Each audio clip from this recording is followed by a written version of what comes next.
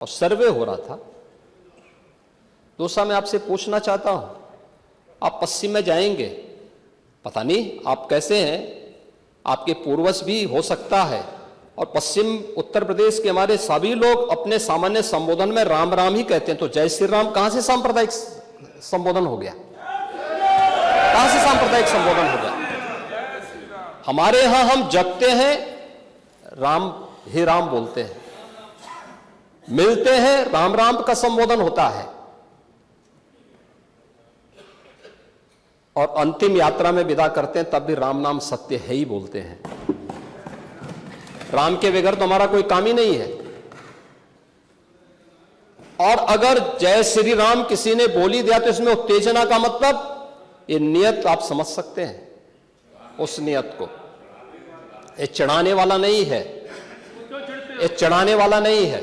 इस समय तो आज डिजिटल मीडिया का है,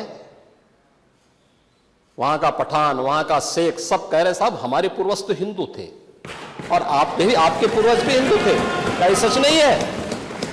और क्या ये सच नहीं है कि देशी और विदेशी मुसलमानों की आपसी भिड़ंत है जो वर्षों की लड़ाई को लेकर के वहां चल रहा है?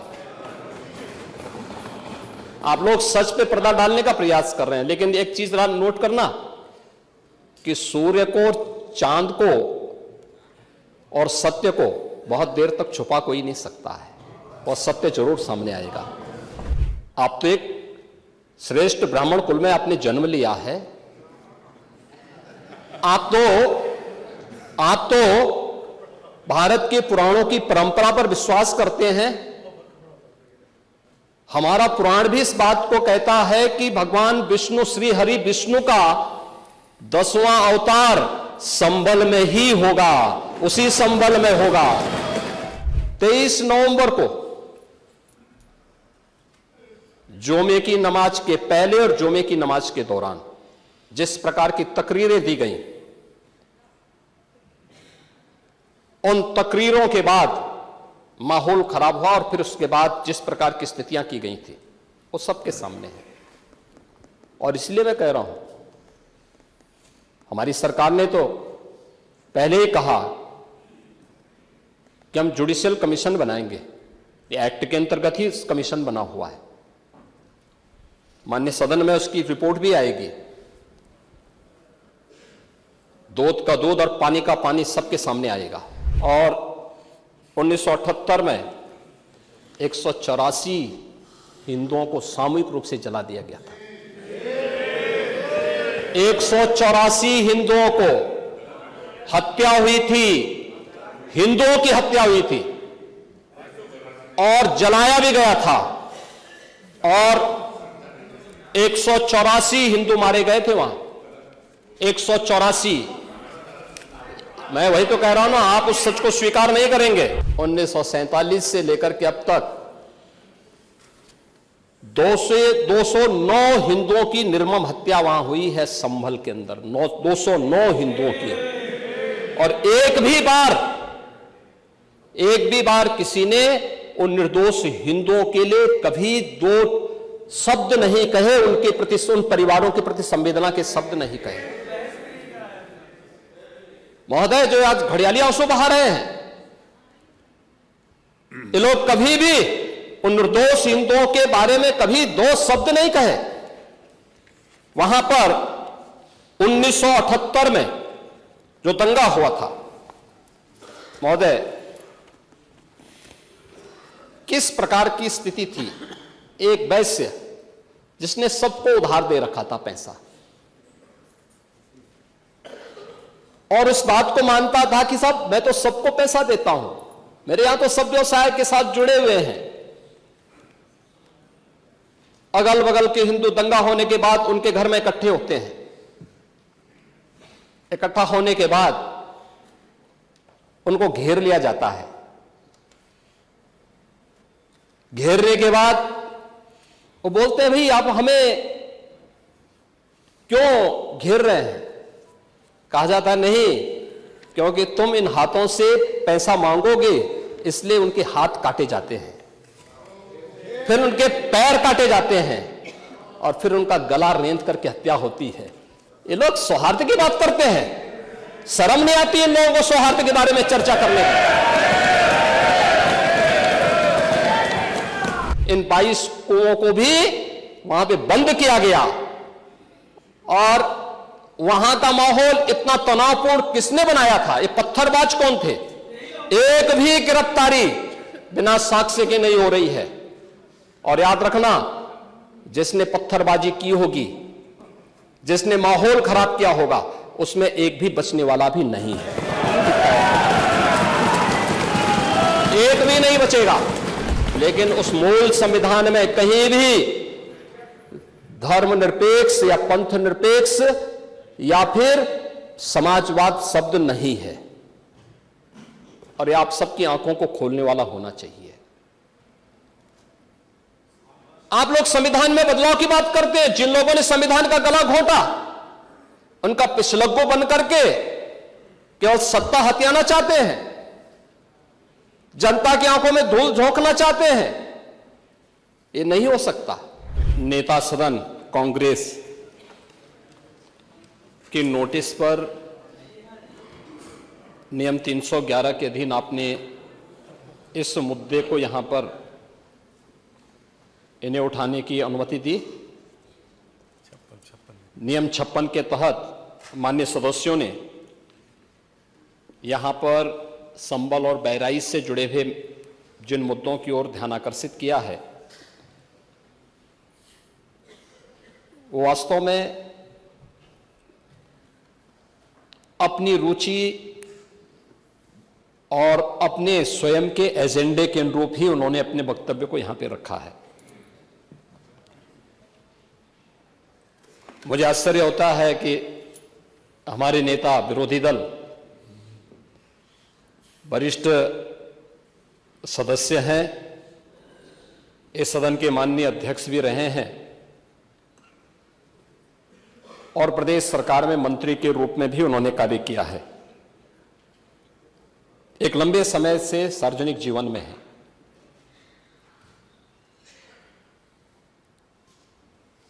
बुद्ध को हम भी मानते हैं, लेकिन हमें इस बारे में भी जानना होगा कि एक लंबी परंपरा भारत की है और भारत की उसी परंपरा के अनुरूप भारत की विरासत और विकास के समन्वय के साथ ही सरकार कार्य कर रही है। मैं प्रदेश के प्रशासन या अपने स्तर पर प्रदेश के जिस सांप्रदायिक माहौल की आप चर्चा कर रहे हैं, आप सभी माननीय सदस्यों ने जिन मुद्दों को रखा है, मैं उस पर बहुत वो नहीं कहूंगा, क्योंकि एनसीआरबी के जो आंकड़े हैं वे इस बात को बताते हैं कि 2017 से लेकर के लगातार अब तक प्रदेश में सांप्रदायिक दंगों की जो स्थिति है उसमें 97 से लेकर 99% तक कमी आई है।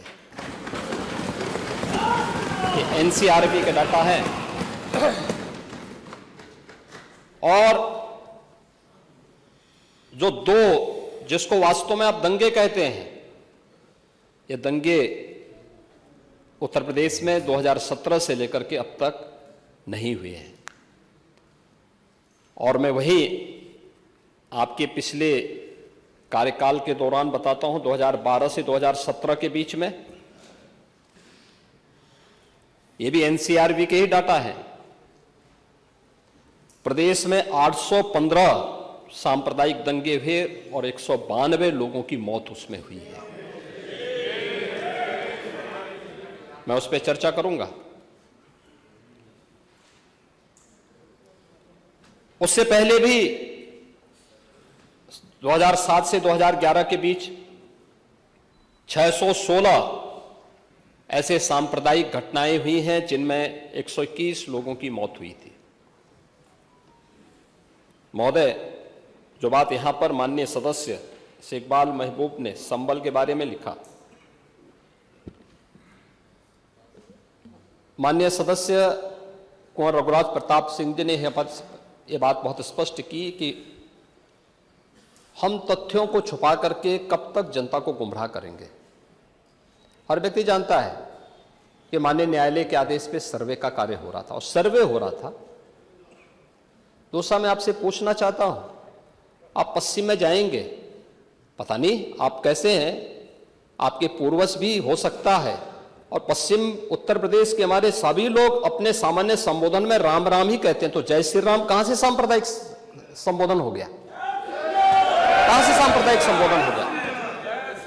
हमारे यहां हम जगते हैं, राम ही राम बोलते हैं, मिलते हैं, राम राम का संबोधन होता है, और अंतिम यात्रा में विदा करते हैं तब भी राम नाम सत्य है ही बोलते हैं। राम के बगैर तो हमारा कोई काम ही नहीं है।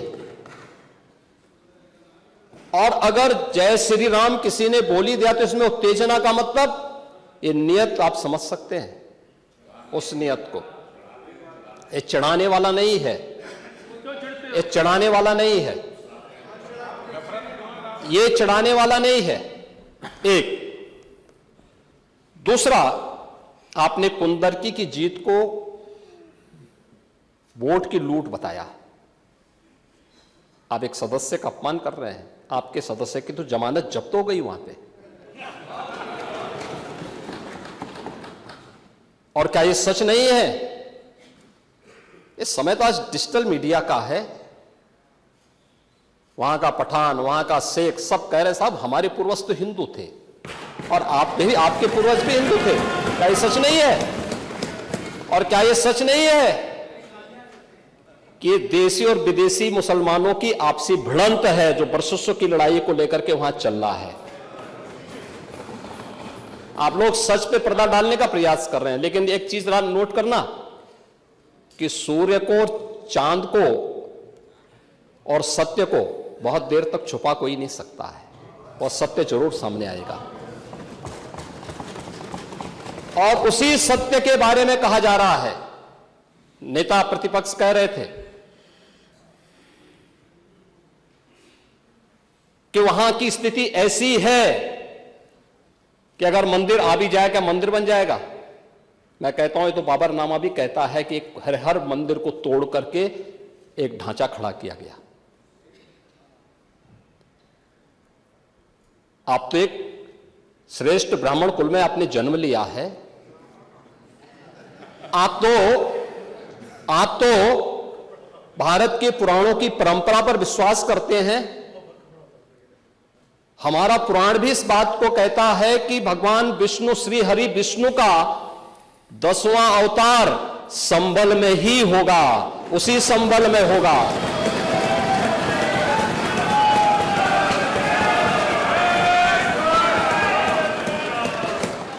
और यह तो केवल सर्वे की बात थी। माननीय न्यायालय के आदेश पर जिलाधिकारी का मतलब जिले का एडमिनिस्ट्रेटिव हेड, पुलिस अधीक्षक उस जिले की पुलिस फोर्स का मुखिया है। इनका दायित्व है कि शांतिपूर्ण तरीके से किसी सर्वे के कार्यक्रम को वहां पे संपन्न करना, माननीय न्यायालय के आदेश को अक्षरशः अनुपालन करना। और सर्वे 19 नवंबर को भी हुआ, 21 नवंबर को भी हुआ, 24 नवंबर को भी सर्वे का कार्य चल रहा था। क्या यह संभव है? नहीं, 21 को संपन्न नहीं हुआ था। ये लगातार सर्वे का काम चल रहा था। और सर्वे के कार्य के दौरान पहले 2 दिन कोई भी शांति भंग नहीं हुई। तीसरे दिन जब 23 नवंबर को जुमे की नमाज के पहले और जुमे की नमाज के दौरान जिस प्रकार की तकरीरें दी गईं, उन तकरीरों के बाद माहौल खराब हुआ, और फिर उसके बाद जिस प्रकार की स्थितियां की गई थी वो सबके सामने है। और इसलिए मैं कह रहा हूं, हमारी सरकार ने तो पहले ही कहा कि हम जुडिशियल कमीशन बनाएंगे। ये एक्ट के अंतर्गत ही कमीशन बना हुआ है। माननीय सदन में उसकी रिपोर्ट भी आएगी। दूध का दूध और पानी का पानी सबके सामने आएगा। मैं केवल एक बात कहना चाहता हूं कि अगर संभल के बारे में हम जब बात करते हैं महोदय, एक लंबा सिलसिला है इस संभल का, और अगर मैं संभल की जब चर्चा करता हूं तो संभल में कैसे माहौल खराब किया गया वहां पे। ये संभल में दंगों का जो इतिहास है 1947 से ही प्रारंभ होता है। 1947 में एक मौत होती है, 1948 में 6 लोग मारे जाते हैं, 1958 में भी दंगा होता है, 1962 में भी दंगा होता है, 1976 में भी 5 लोगों की मौत वहां पर हुई थी, और 1978 में 184 हिंदुओं को सामूहिक रूप से जला दिया गया था। 184 हिंदुओं को हत्या हुई थी, हिंदुओं की हत्या हुई थी और जलाया भी गया था, और 184 हिंदू मारे गए थे वहां। 184। मैं वही तो कह रहा हूं ना, आप उस सच को स्वीकार नहीं करेंगे, आप उस सच्चाई को स्वीकार नहीं करेंगे, और लगातार कई महीनों तक वहां कर्फ्यू था। 1980 में फिर दंगा हुआ था, एक मृत्यु हुई। 1982 में फिर दंगा हुआ, एक मृत्यु हुई। 1986 में 4 लोग मारे गए, और 1990 फिर 1992 में 5 मौतें हुई, 1996 में 2 मौतें हुई। ये लगातार ये सिलसिला चलता रहा 1947 से लेकर के अब तक। 209 हिंदुओं की निर्मम हत्या वहां हुई है संभल के अंदर, 209 हिंदुओं की, और एक भी बार किसी ने उन निर्दोष हिंदुओं के लिए कभी 2 शब्द नहीं कहे, उनके प्रति, उन परिवारों के प्रति संवेदना के शब्द नहीं कहे। महोदय, जो आज घड़ियाली आंसू बहा रहे हैं, ये लोग कभी भी उन निर्दोष हिंदुओं के बारे में कभी 2 शब्द नहीं कहे। वहां पर 1978 में जो दंगा हुआ था महोदय, किस प्रकार की स्थिति थी। एक वैश्य जिसने सबको उधार दे रखा था पैसा, और उस बात को मानता था कि साहब मैं तो सबको पैसा देता हूं, मेरे यहां तो सब व्यवसाय के साथ जुड़े हुए हैं। अगल बगल के हिंदू दंगा होने के बाद उनके घर में इकट्ठे होते हैं। इकट्ठा होने के बाद उनको घेर लिया जाता है। घेरने के बाद वो बोलते हैं, भाई आप हमें क्यों घेर रहे हैं। कहा जाता है, नहीं, क्योंकि तुम इन हाथों से पैसा मांगोगे, इसलिए उनके हाथ काटे जाते हैं, फिर उनके पैर काटे जाते हैं, और फिर उनका गला रेंत करके हत्या होती है। ये लोग सौहार्द की बात करते हैं, शर्म नहीं आती इन लोगों को सौहार्द के बारे में चर्चा करने की। 1978 से जो मंदिर आज निकल रहा है, 1978 से इन लोगों ने कभी खोलने नहीं दिया उस मंदिर को, जो आज बजरंगबली का मंदिर निकल रहा है, जो वहां पर आज 22 कुएं किसने बंद किए थे। इन 22 कुओं को भी वहां पे बंद किया गया, और वहां का माहौल इतना तनावपूर्ण किसने बनाया था। ये पत्थरबाज कौन थे। एक भी गिरफ्तारी बिना साक्ष्य के नहीं हो रही है। और याद रखना, जिसने पत्थरबाजी की होगी, जिसने माहौल खराब किया होगा, उसमें एक भी बचने वाला भी नहीं है, एक भी नहीं बचेगा। हम माननीय उच्चतम न्यायालय के आदेश का पालन करते हैं, सम्मान भी करते हैं। और क्या संविधान को आप मान रहे हैं क्या? क्या आप लोग संविधान की के प्रति सचमुच वचनबद्ध हैं। मैं तो धन्यवाद दूंगा माननीय अध्यक्ष जी को इस बात के लिए कि आज उन्होंने संविधान की मूल प्रति यहां पर दी है। बाबा साहब भीमराव अंबेडकर जी ने 26 नवंबर 2049 को जिस संविधान को बनाकर के देश को सौंपा था, उस मूल संविधान की प्रस्तावना को एक बार पढ़िए। मौलिक कर्तव्यों के बारे में, मौलिक अधिकारों के अध्याय के चित्र को देखिए। अलग अलग उन आर्टिकल के उस पृष्ठों का अवलोकन करिए, आपको उसमें राम भी नजर आएंगे, कृष्ण भी नजर आएंगे। लंका दहन के उपरांत बजरंगबली भी नजर आएंगे, ज्ञान का उपदेश देने वाले बुद्ध भी नजर आएंगे। भारत की समृद्ध परंपरा का दर्शन आपको उस संविधान में मिलेगा जो बाबा साहब भीमराव अंबेडकर ने दिया था। लेकिन उस मूल संविधान में कहीं भी धर्मनिरपेक्ष या पंथ निरपेक्ष या फिर समाजवाद शब्द नहीं है, और यह आप सबकी आंखों को खोलने वाला होना चाहिए। आप लोग संविधान में बदलाव की बात करते हैं। जिन लोगों ने संविधान का गला घोंटा, उनका पिछलग्गू बन करके केवल सत्ता हथियाना चाहते हैं, जनता की आंखों में धूल झोंकना चाहते हैं। यह नहीं हो सकता, यह देश आपको नहीं करने देगा, और वह प्रति आपको दी गई है, आप उसका अवलोकन करिए। और मैं नेता विरोधी दल को इसलिए बोलना चाहता हूं, बुद्ध ने करुणा और मैत्री का संदेश उस कालखंड में दिया था जब विदेशी हमले होने शुरू हो गए थे। लेकिन उससे पहले राम ने कहा था, निस्सरहीन करो मही भुज उठाए प्रण कीन। उससे पहले भगवान कृष्ण ने भी कहा था, परित्राणाय साधूनाम विनाशाय च दुष्कृताम।